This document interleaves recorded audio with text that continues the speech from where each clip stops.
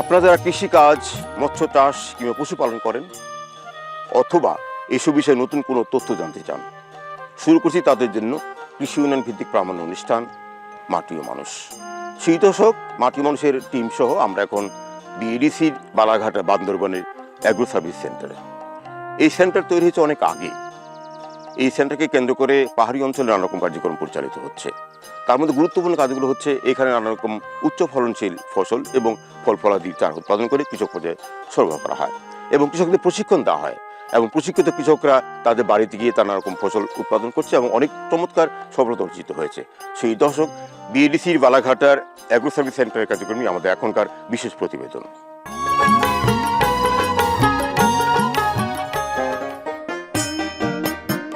এটি বান্দরবান শহরের উপকণ্ঠের একটি গ্রাম। পাহাড়িদের ভাষায় এগুলোকে বলা হয় পাড়া। পাহাড়ের চূড়ায় কিংবা পাহাড়ের গা ঘেঁষে গড়ে ওঠা এই ধরনের পাড়াগুলোর অবয়ব একটু ভিন্ন রকম। কখনো কখনো দেখা যায় নানা কাজে পাহাড়িরা পাহাড় থেকে নিচে নেমে আসছেন, আবার কাজ শেষে পাহাড় বেয়ে নিজের ঘরে ফিরছেন। এটাই যেন পাহাড়ি জনগোষ্ঠীর দৈনন্দিন জীবন। এ কথা ঠিক, একসময়ে পাহাড়ে পাহাড়ে দেখা যেত জুম চাষে ব্যস্ত আদিবাসীরা। হালে সে দৃশ্য অনেকটা কম দেখা যায়। সরকারি বেসরকারি নানা উদ্যোগে আধুনিক কৃষি, আধুনিক প্রযুক্তি এখন পাহাড়ি জনগোষ্ঠীর দোরগোড়ায়। ফলে ক্রমান্বয়ে পাহাড়গুলোর চিরাচরিত রূপ বদলে এক একটি পাহাড় হয়ে উঠছে মিশ্র ফল বাগানে। এতে করে পাহাড়ি জনগোষ্ঠীর জীবনমান বদলে গেছে বহুগুণে। বান্দরবন জুড়ে পাহাড়ি নৃগোষ্ঠীর এই জীবনমান উন্নয়নে সরকারি যে প্রতিষ্ঠানটি অগ্রণী ভূমিকা পালন করছে সেটি হচ্ছে বান্দরবানের বালাঘাটার অবস্থিত বিএডিসির অ্যাগ্রো সার্ভিস সেন্টার। ৩৫ বিঘা জুড়ে গড়ে ওঠা এই অ্যাগ্রো সার্ভিস সেন্টার গোড়াপত্তন হয় ১৯৮৯ সালে, যার সিংহভাগ জুড়ে রয়েছে বছরব্যাপী ফল ফলাদি চারা উৎপাদন, সবজি চাষ এবং বাণিজ্যিকভাবে বীজ উৎপাদন। নারিকেল চারা উৎপাদন এর মধ্যে অন্যতম। এই কেন্দ্র থেকে প্রতি বছর ৪০ থেকে ৪৫ হাজার নারিকেল চারা উৎপাদন করে পাহাড়ি কৃষকদের মাঝে বিতরণ করা হয়। এই অর্থবছরে আমরা ২০২৪-২৫ অর্থবছরে আমাদের এই অ্যাগ্রো সার্ভিস সেন্টারে মোট ৬৫,০০০ নারিকেল চারা উৎপাদনের আমাদের বীজ সরবরাহ করা হয়েছে।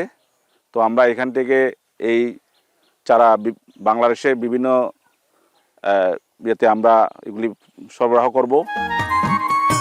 এমনিভাবে এই অ্যাগ্রো সার্ভিস সেন্টারে যে সমস্ত কার্যক্রম পরিচালিত হয় এর মধ্যে প্রধান প্রধান কার্যক্রমগুলো হচ্ছে বিভিন্ন ধরনের ফল ফলাদির মাতৃগাছ থেকে কলম ও চারা উৎপাদন, পাহাড়ি অঞ্চলে ফল বাগান স্থাপনে উপকরণ এবং কারিগরি সহযোগিতা প্রদান, নতুন প্রযুক্তি বাস্তবায়নে প্রয়োজনীয় পরামর্শ ও সহযোগিতা প্রদান, উৎপাদিত কৃষিপণ্য বাজারজাতকরণে সহযোগিতা প্রদান করা ও প্রযুক্তি হস্তান্তরে নিয়মিতভাবে প্রশিক্ষণ প্রদান করা। বিএডিসির এই অ্যাগ্রো সার্ভিস সেন্টারে এই সমস্ত কার্যক্রম নিয়েই আমাদের আজকের প্রতিবেদন। প্রতিবেদনে যে বিষয়গুলো তুলে ধরব তা হল অ্যাগ্রো সার্ভিস সেন্টারে প্রযুক্তি হস্তান্তরে তাত্ত্বিক ও ব্যবহারিক প্রশিক্ষণ। তবে বিস্তারিত প্রতিবেদনের আগে আমরা যাব একটি আদিবাসী পাড়ায়। পাড়াটির নাম হচ্ছে মিনজেরি পাড়া।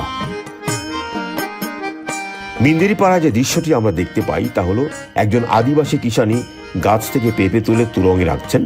তুরং হলো আদিবাসীদের একটি ঝাঁকা বা বাহন, যা আদিবাসীরা পিঠে বহন করে।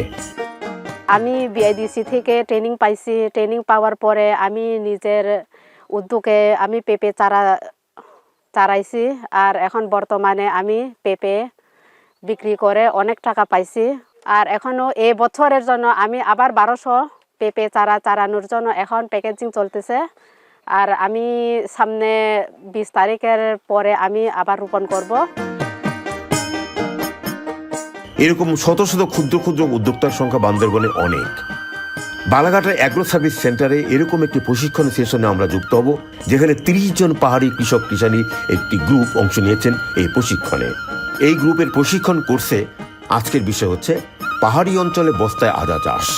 পাহাড়ি অঞ্চলে বস্তায় আদা চাষের বৈশিষ্ট্য নিয়ে প্রশিক্ষণে আলোচনা করছিলেন কৃষিবিদ মংসানু মার্মা এবং কেন্দ্রীয় উপপরিচালক কৃষিবিদ দীপক কুমার দাস। প্রতি বস্তাতে যে আদাটা চাষ হবে বা হলুদটা চাষ হবে সেটাও আমাদের গৃহস্থালী কাজে লাগবে, আমরা খাইতে পারবো, আমরা বিক্রি করতে পারবো। যদি প্রতি বস্তা থেকে কদ্দূর হইতে পারে আপনারা কি ধারণা আছে? একটা বস্তাতে সিমেন্টের বস্তা বা সারের বস্তা। এই যে আজকে প্রশিক্ষণটা হচ্ছে, আপনি মূলত আদা হলুদ নিয়ে কথা বলছেন, কিন্তু আপনারা এই বিশেষ প্রশিক্ষণের মধ্যে দিয়ে কি আশা করছেন?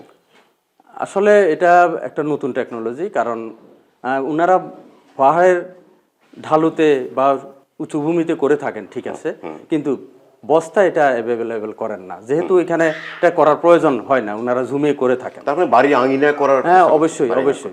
পতিত জমিগুলোকে এটার মাধ্যমে আমাদের কৃষির আওতায় চলে আসবে, চাষাবাদের আওতায়, এদের জীবনযাত্রার মানটা উন্নত হবে এবং তারা এখান থেকে একটা আয়ের উৎস হইতে পারে।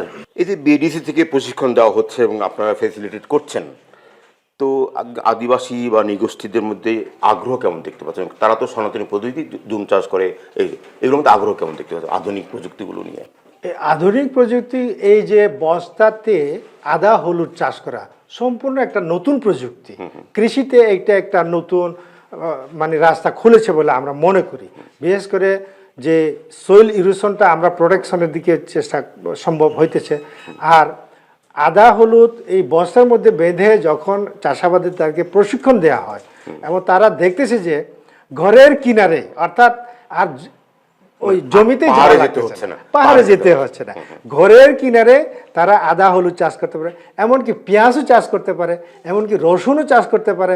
এবং তারা দেখতেছে যে ওখানে আরো জৈব পদার্থ, ভালো ভালো মাটিগুলো বস্তাতে বাঁধি, তারা বস্তার মধ্যে বিভিন্ন দিকে যে ছিদ্র করে না, চারিদিকে অল্প অল্প ছিদ্র করে এবং পরিমাণ মতো, এমনকি যখন বৃষ্টি বা পানির অভাব দেখা দেয় তখন তারা নিজেরা আবার পানি দিয়ে দেয়। কিন্তু এটা কিন্তু বাণিজ্যিক হচ্ছে না, মানে পারিবারিক চাহিদা পূরণের জন্য হচ্ছে। বাণিজ্যিক করার ক্ষেত্রে কি কোনো তাদেরকে আগ্রহশীল করা যায়? জি, অবশ্যই সম্ভব। কারণ নতুন নতুন প্রযুক্তি যখন চলে আসে আমাদের কৃষির ক্ষেত্রে আর কি, প্রথম দিকে এটা আমাদের কৃষকরা গ্রহণ করতে খুব কষ্ট পায়, কিন্তু এটা সব প্রযুক্তির ক্ষেত্রে একইভাবে। তবে এটা যখন আমাদের আরও বেশি একটু প্রযুক্তির ব্যাপারে একটু গবেষণা করা দরকার। আবার বিশেষ করে যেহেতু আমাদের কৃষি প্রযুক্তি হলো খুবই একটা সহজলভ্য একটা প্রযুক্তি বলে আমরা মনে করি, এটাকে আমরা সহজভাবে যে কোনোভাবে উপস্থাপন করে তাদেরকে যদি তৈরি করতে পারি, এটা বাণিজ্যিকভাবে অবশ্যই করা সম্ভব বলে আমি মনে করি। এই ধরনের ট্রেনিংয়ে আপনারা এগুলো বাড়িতে গিয়ে আপনারা কিভাবে কাজে লাগান? যে আমরা আগে তো যেমন ধর আমরা কোনো কিছু জানি না, জাস্ট আমরা মানে যেভাবে করে সেই আদিমকাল যেভাবে করে আছে এভাবে করে যাচ্ছি। তো এখানে কৃষিতে আসে, এখানে ট্রেনিং আসার পর থেকে আমরা এখানে যেগুলো দেখায় আমরা আশা মানে এভাবে করে যাচ্ছি আর কি। আশা করি ভবিষ্যতে এভাবে আপনারা যেভাবে বলবেন জাস্ট এইভাবে করে যাব। তাতে লাভ হয় কিছুটা? জি। আচ্ছা, এটাকে মারমা ভাষায় আপনি যদি বলেন পুরো বিষয়টা কি বলবেন?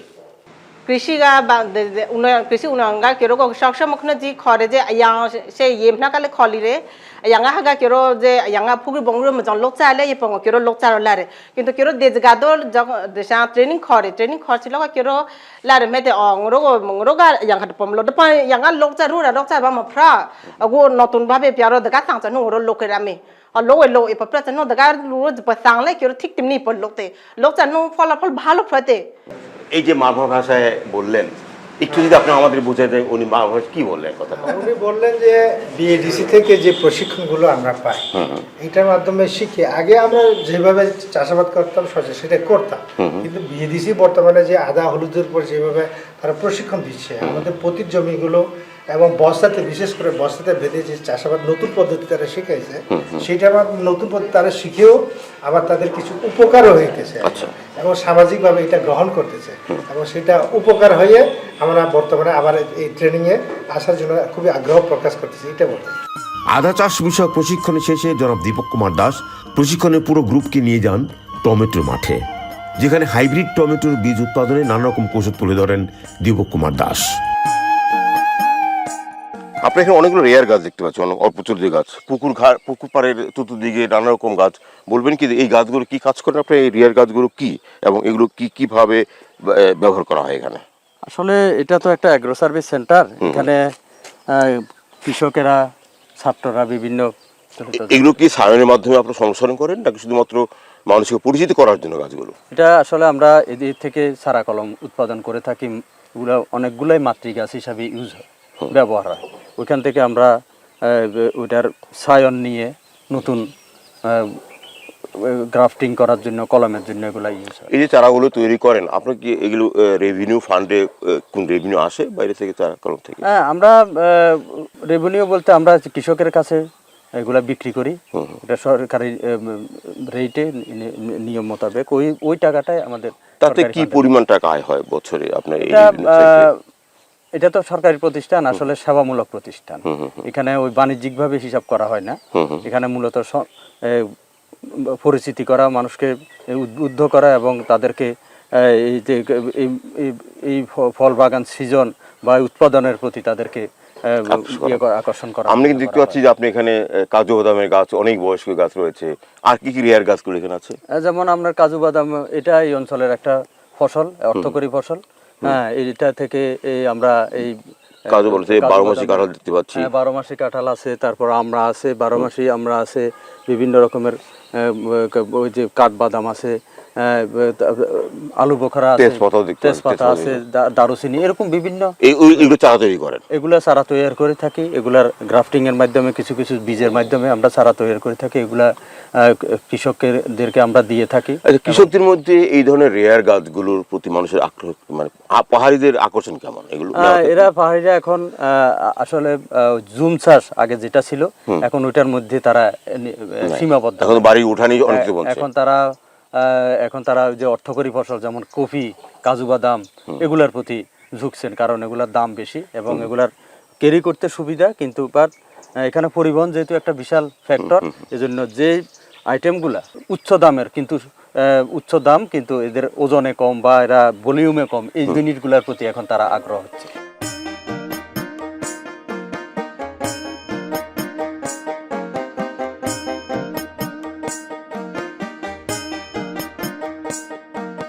বালাঘাটা কেন্দ্রের মাধ্যমে প্রতিনিয়ত আপনার প্রশিক্ষণ প্রদান করা হয় এবং সেই প্রশিক্ষণে অধিকাংশই হচ্ছে কিন্তু পাহাড়ি জনগোষ্ঠী। পাহাড়ি জনগোষ্ঠীদের প্রশিক্ষণ এবং প্রশিক্ষণ পরবর্তীতে আমাদের সেন্টারে যে বিভিন্ন ধরনের যে চারাগোটি কলম আছে, তারা সেই সমস্ত সহায়তা পেয়ে তারা তাদের অবস্থার যথেষ্ট উন্নয়ন করতে পেরেছেন। তারা নিজেরা স্বাবলম্বী হয়ে যাচ্ছে, পাশাপাশি প্রযুক্তিগত উন্নয়ন পেয়ে তারা নিজেরাও বিভিন্ন জায়গাতে আপনার নার্সারি তৈরি করে তারা তাদের আর্থসামাজিক অবস্থার পরিবর্তন করতে পারতেছে এবং এটা চলমান প্রক্রিয়া হিসাবে আছে। আমাদের প্রকল্প এলাকার যে কার্যক্রমটাতে পাহাড়ি জনগোষ্ঠীটা ব্যাপকভাবে অংশগ্রহণ করতেছে এবং ফসল এবং পুষ্টি বিন্যাসেও ভিন্নতার ক্ষেত্রেও তারা একটা যথেষ্ট ভূমিকা পালন করে। এগ্রো সার্ভিস সেন্টারের কার্যক্রমের মধ্যে দিয়ে কি জুম চাষের প্রতি মানুষের প্রবণতা ছিল, অনেকটা এগিয়ে আসছে, সেক্ষেত্রে কত ভূমিকা রাখতে পারছেন এই যে জুম চাষটাকে? জুম চাষের ক্ষেত্রে বা অন্যান্য ফসল উৎপাদনের ক্ষেত্রে যে একটা সমস্যা আছে, আপনি জানেন যে পাহাড়ি এলাকায় মূল সমস্যাটা হচ্ছে সেচ ব্যবস্থা। সেচ ব্যবস্থা এটা অনেক খামারি আমাদের বলেছে, কারণ যখন আমরা মাঠ পর্যায়ে তারা তিনটি কথা বলে, একটা হলো সেচ ব্যবস্থা, একটা হচ্ছে পরিবহন, মালামাল পরিবহন, একটা হলো মার্কেটিং। এই তিনটি ব্যবস্থাকে তারা খুব চ্যালেঞ্জ ফিল করছে। এই চ্যালেঞ্জগুলো মোকাবেলার জন্য কি বিএডিসি কোনো ভূমিকা নিতে পারছে? জি, আমাদের একটা প্রকল্প মন্ত্রণালয়ে সাবমিট করা আছে। সেখানে তো আমরা কোল্ড চেইন ট্রান্সপোর্টেশন, কারণ আপনি জানেন যে পাহাড়ি এলাকায় কিন্তু বেশ কিছু দামি দামি ফসল হওয়ার সম্ভাবনা আছে, যেগুলিকে যদি আমরা খুব সহজে কৃষকদের ঘর থেকে যদি আমরা আপনার মানে বিবেকীয় শহর পর্যন্ত যদি চলে নিয়ে আসতে পারি, তাহলে আপনার কিন্তু সেটা। এখন তো অনেক ড্রাগন সম্প্রসার, অনেক ড্রাগন চাষ করছে মানুষ, অনেক ড্রাগন, আরও বিভিন্ন ধরনের নাট আছে, বিভিন্ন ধরনের নাট আছে, কাজু বাদাম আছে, কাঠবাদাম আছে, আরও অনেক ধরনের ইয়ে আছে। কাসাবা সেখানে চাষ হচ্ছে, বিভিন্ন ধরনের আপনার মূল্যবান অ্যাসপারাগাস হচ্ছে, অ্যাসপারাগাস দামি সবজি। এই সমস্ত সবজি যদি আপনার ইয়ে করা যায় তাহলে কিন্তু সেটা হয়, রপ্তানিরও একটা সম্ভাবনা আছে। এবং সেখানে একই সাথে আমার সেচ সুবিধার জন্য যদি সরকার, যেহেতু সেচের বিষয়টা আমাদের আলাদা একটা উইং আছে, সেই উইং যদি ভালো মতো আমাদের এই সেন্টারগুলোর সাথে যদি সেচের সুবিধাটা যদি হয়, যেখানে ওয়াটার স্ট্রাকচার নির্মাণ করা যেতে পারে অথবা ডিপ টিউবওয়েল নির্মাণ করে সেখানে পানির সুবিধা, পানি তো গভীরতা অনেক নিচে, জি অনেক পানির লেয়ার তো অনেক নিচে, তো সেই কাজগুলি যদি করা যায় তাহলে সেটা ইয়ে করতে পারে। তো আমাদের একটা সমন্বিত একটা প্রকল্প আছে, সেটা নিলে আমরা হয়তো আস্তে আস্তে আমরা। অনুষ্ঠানে এই পর্যায়ে আমরা এখন চিম্বকের বসন্তপাড়ায়, আর ইনি হচ্ছেন বসন্তপাড়ার একজন সফল খামারি তৈয়ব মুরং। তিনটি পাহাড়ের সমন্বয়ে তৈয়ব মুরংয়ের এই সমন্বিত ফল বাগান। সমভূমি থেকে 1500 ফিট উচ্চতায় এই তৈয়ব মুরঙের এই বাগান। বিএডিসির বালাঘাটার অ্যাগ্রো সার্ভিস সেন্টারের উপপরিচালক কৃষিবিদ দীপক কুমার দাসকে নিয়ে আমরা যাই তৈয়ব মুরঙের সেই বাগানে। পার্বত্য অঞ্চল তো দুর্গম অঞ্চল, এখানে প্রথমে তো পানির খুবই অভাব থাকে। 1500 ফিট উপরে বুঝতে পারছে, এখানে এই প্রতিকূলতার ভিতরে দুর্গমতার মধ্যে এই একজন কৃষক যে সে তাকে তার ভাগ্য উন্নয়নের জন্য দেশের ফসল উৎপাদনের জন্য যে কাজ করছে এটা দেখা একটা সমন্বিত খামার মনে হয়, এটা ইন্টিগ্রেটেড ফ্রুট। আসলে এটা 10 বছর আগেও এটা খামার এরকম ছিল না, বা 5 বছর আগেও ছিল না। সে এখানে ছিল বনভূমি, এই যে পাশে বনভূমি দেখতেছেন, এই বনভূমি, এই বনভূমিকে উনি পর্যায়ক্রমে, এই যে পাশে উনার বাড়ি। এখানে বিএডিসি অ্যাগ্রো সার্ভিস সেন্টার থেকে আপনাদের সাপোর্টগুলো কি? আমাদের ইন্টিগ্রেটেড ফার্ম যেটা আপনি দেখছেন এখন, সেটা একদিনে গড়ে উঠে নেই। সে দীর্ঘদিন, এই যে উনার ভদ্রলোকের নাম হলো তৈয়ব মুরং। আচ্ছা, মুরং সম্প্রদায়ের একজন প্রগতিশীল কৃষক, এবং দীর্ঘদিন সে আমাদের বিএডিসি অ্যাগ্রো সার্ভিস সেন্টারের সাথে জড়িত বলতে উনাদের কি ধরনের সাপোর্ট? হ্যাঁ, সাপোর্ট। উনাদেরকে আমরা মূলত হাতে কলমে ট্রেনিং দিয়েই এই কাজে আমরা উদ্বুদ্ধ করেছি। একসময় এখানে আম্রপালি, আমার মনে তৈমুর সামনে আছেন, ওনার সাথে কথা বলি। হ্যাঁ, বলেন। উনি কিভাবে শুরু করলেন, কিভাবে সে ইয়ে করলো? খুবই সাধারণ একজন পাহাড়ি কৃষক তৈয়ব মুরং, বয়স 50-এর ঊর্ধ্বে। হাঁটবেন। কোন সালে শুরু করেন প্রথম? আমি 2005 সালে শুরু করে। 2005 সালে তখন এই পাহাড়ে কি ছিল? এখানে পাহাড়ে না, ওই পশ্চিম পাহাড়ে তখন 75 কোটি কাঁচকুটি দ্বারা করতেছে, তখন লাভজনক। প্রথমে কি ড্রাগন শুরু করেন? তখন ওই আপেল করা ড্রাগন সবচেয়ে ভালো লাভজনক। তখন থেকে এই যে এখানে এই যেসব গাছ দেখতে পাচ্ছি সফেদা, এসব কখন ছিল এই গাছগুলো? তৈয়ব মুরংয়ের এই বাগানে রয়েছে নানা প্রজাতির প্রায় 3000 আম গাছ, আর 10 একর জুড়ে রয়েছে ড্রাগন বাগান। ড্রাগন বাগানে 3000 খুঁটি। এই বিশাল আকারের ড্রাগন বাগানে এখন ফল নেই, এখন কেবলমাত্র ফুল ফুটতে শুরু করেছে। তবে ফুল ফোটার আগেই প্রতিটি ড্রাগন গাছকে প্রুনিং বা ডাল ছাঁটাই করে দিতে হবে, এতে প্রচুর ফল আসবে। গেল কয়েক বছর আগেও তৈয়ব মুরং এই বাগান থেকে 15 লক্ষ টাকার ড্রাগন বিক্রি করতেন। কথা হলো তৈয়ব মুরংয়ের সঙ্গে। প্রথম তো বললেন যে নানা রকম ফল বাগান ছিল, তো কেন মনে হইলো যে উচ্চ ফলনশীল ড্রাগন, এই সমস্ত আম, এসব করতে হবে? এখন কি কি আছে এই মুহূর্তে? এখন ওই ম্যাঙ্গো জাতীয় মধ্যে যেমন রেড কুইন, রেড পারমার, ইউচাই। আচ্ছা, কয়টা জাত আছে? এটা 30টা জাত আছে। 30টা জাত। কত করে গাছ হবে? এটা সব মিলে মিশ্র ওই ম্যাঙ্গো মধ্যে 3000 হবে। তাহলে আপনি বলছেন যে এখন এই মুহূর্তে আছে আপনার আমের ক্ষেত্রে 30 প্রজাতি, প্রায় 3000 চারা। আর কি আছে এই মুহূর্তে? এর মধ্যে আছে ওই যেমন কুলের মধ্যে আপেল কুল, কাশ্মীর কুল, আম ছিল, আপেল কুল ছিল। তারপর আপেল কুল অল্প জায়গার গাছ, অনেক জায়গা আছে। জি, ওই মিশ্র, ওই এটা পরীক্ষামূলকভাবে কোন জাতে কোনটা ভালো, কোন জমিতে কি কি ফসল ভালো হয়, লাভজনক, এই বিষয় নিয়ে আমি কাজ করতেছি। আপনি বিশাল ড্রাগন বাগানও করেছেন। ড্রাগন বাগানে আয়তন কতগুলো খুঁটি এখানে? এটা ড্রাগনে সব দিকে 3000 খুঁটি হবে। 3000 খুঁটি। 3000 খুঁটি থেকে আপনি কোন বছর থেকে ড্রাগন পাওয়া শুরু করছেন? ড্রাগন 2015 সাল থেকে শুরু করছে। 75 খুঁটি কাঁচকুটি দ্বারা। প্রথম কয় খুঁটি ছিল? 75 খুঁটি। এটা কাঁচকুটি। প্রাথমিকভাবে ওই ড্রাগনটা যত্ন করলে রত্ন পায়, এরকম আমি যত্ন করতেছি। 75 খুঁটির থেকে আপনি 3000 খুঁটি কেন করলেন? এটা পরীক্ষামূলক। তখন বান্দরবানে আসলে ড্রাগন চাষ করে নাই বলা যায়, খুব কম। তখন আপনি শুরু করলেন প্রথম? আমি শুরু করতেছি এই বান্দরবান ভারে বসন্তপাড়া জমিতে। তখন ড্রাগনে 75 খুঁটির মধ্যে তখন ফল চাষির সংখ্যা কম কারণে ফ্রুট কম। তখন ওই 75 খুঁটির মধ্যে 3.5 লাখ টাকা পাইতেছি আমি বছরে। 3.5 লাখ টাকা বছরে। তো এই মজা, এটা লাভজনক বুঝতে পারে। 2017 সাল থেকে করতেছে। তারপরে এই যে এখন আমরা করতেছি, দেখতেছি এটা কত ওই 2023 সাল থেকে করতেছে। 10 বছর হয়ে গেল। 10 বছর হয়ে গেছে। মরুন সাহেব, আপনাকে অনেক ধন্যবাদ। আপনি এগিয়ে যান, আমরা আপনার সঙ্গে আছি। কৃষক ভাইরা, আমরা কথা বলছিলাম বান্দরবনের প্রগতিশীল চাষি তৈয়ব মুরংয়ের সঙ্গে। আপনারা অনেকেই তৈয়ব মুরংয়ের নাম শুনেছেন। এই সেই তৈয়ব মুরং যার বিশাল বাগান রয়েছে। আমরা একটু কিঞ্চিত তথ্য পেলাম এখান থেকে। তার কিন্তু বিশাল বাগান, প্রায় 40 একর জুড়ে বাগান রয়েছে। তার প্রায় 20 একর জুড়ে কিন্তু ড্রাগন বাগান এবং আম বাগান তো অন্যান্য আছেই। তৈয়ব মোরং এখান থেকে প্রতি বছর ড্রাগন সব মিলে প্রায় 30 থেকে 40 লাখ টাকা আয় করছেন। তবে তৈয়ব মোরং যে কথাটি বলার চেষ্টা করছিলেন আমাদের অনুষ্ঠানের মাধ্যমে, যে এই পাহাড়ে এখন অনেকগুলো চ্যালেঞ্জ। যেমন প্রথম চ্যালেঞ্জটা হলো এখানে বিদ্যুৎ নেই, দ্বিতীয় চ্যালেঞ্জটা হলো এখানে পরিবহনে উৎপাদিত ফসল বাজারজাতকরণের অভাব, তৃতীয় হলো পানি সংকট এখানে রয়েছে। তৈয়ব মোরং মনে করছেন যদি এই সমস্ত সংকটগুলোকে মোকাবেলা করা যায় তাহলে তিনি এখান থেকে আরও বিশাল পরিমাণ টাকা আয় করতে পারবেন। তৈয়ব মোরংকে দেখাতে কি এই অঞ্চলে প্রায় আরও 2 শতাধিক কৃষক তৈরি হয়েছেন যারা তৈয়ব মোরংয়ের মতোই নানা রকম ফসল ফলাচ্ছেন। বিএডিসি অ্যাগ্রো সার্ভিস সেন্টারে তাদেরকে নানা রকম পরামর্শ দেওয়া হচ্ছে। আমরা আশা করি যে তৈয়ব মোরংয়ের প্রতি আমাদের নজর দেওয়া যায় তাহলে এই পাহাড় অঞ্চলেই আরও বিশাল জায়গা জুড়ে এই তৈয়ব মোরং তৈরি হবে। এবং তারা বলছেন যে তারা এখন জুম চাষ থেকে বেরিয়ে আসছেন, এখন তারা নানা রকম ফসল উৎপাদন করছেন। এই দর অব্যাহত থাকলে আমাদের পাহাড় হয়ে উঠবে আরও সমৃদ্ধশালী কৃষিক্ষেত্র।